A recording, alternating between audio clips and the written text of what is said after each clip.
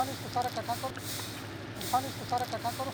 ये सब करते हैं सर। यहाँ से सारा इकट्ठा करके इरफान इसको सारा इकट्ठा करो। ये सब करते हैं सर। यहाँ से सारा इकट्ठा करके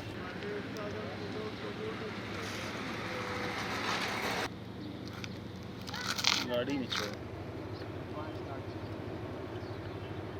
सर छोटे छोटे बच्चे हैं सर, माली हालात भी सही नहीं है सर, ना यहाँ तनख्वाहें टाइम पे मिलती हैं, ना सर कोई हम लोग को सहूलत देते हैं सर। घर हम लोग कैसे जैसे जानवरों के घर होते हैं, एक घर में सर 6-6 बच्चे, मियाँ बीवी, उससे सर कुछ भी नहीं होता सर। जब कोरोना भी आ गया सर, हम लोग को कोई सहूलत नहीं दी गई, हम लोग ऐसे टप में घुस जाते थे, कोई दस्ताने नहीं, कोई मास्क नहीं, कोई वैक्सीन नहीं सर हम लोग की।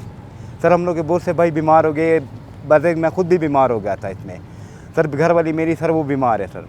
सर यहाँ ऐसे कि आप पूछे ही नहीं, बच्चों को सर तनख्वाहें देर से मिलती है, बच्चों को स्कूलों से निकाल दिया जाता है, बाद में बोलते हैं फीसें लेके आओ सर। सर्दियों में हम लोग ऐसे ही काम करते हैं, नालों में हम लोग घुस जाते हैं, बीमार हम लोग हो जाते हैं सर। हम लोग की भी सर कोई सहूलत होनी चाहिए, हम लोग के बच्चों की भी सर कोई सहूलत होनी चाहिए।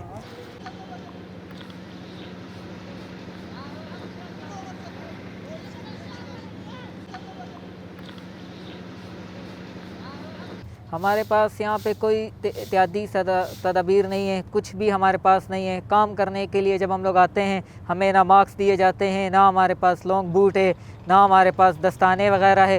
कोरोना में भी हम लोग ऐसे ही काम करते थे, जिसकी वजह से हमारे बहुत से भाई बीमार हो गए। अभी भी मेरी वालदा बीमार है। हम लोगों के पास यहाँ से जब हम जाते हैं, हम बच्चे हमसे बीमार होते हैं, ना हम लोगों को कोई सहूलत देते हैं, ना कुछ है हमारे पास, जिसकी वजह से हम लोग यहाँ पे काम कर सके। हम लोग बारिशों में भी काम करते हैं, हम लोग ऐसे ही नालों में उतर जाते, वही बूट पहन के हम लोग घर चले जाते, वही बूट पहन के हम लोग काम पर आ जाते हैं। एक दफ़ा तो सेटेलाइट टाउन में ऐसे हुआ कि जब एक आदमी बड़े नाले का डक्का खोल रहा था, तो पीछे से पानी का बहुत ज़्यादा बहाव आया। ये 3-4 साल पहले की बात है। और वो जब हमारा मुलाजिम एक नाले में से एक पैप गुजरा था, जब उसमें लगा तो उसकी रीढ़ की हड्डी टूट गई और वो उसी वक्त बीमार फौत हो गया।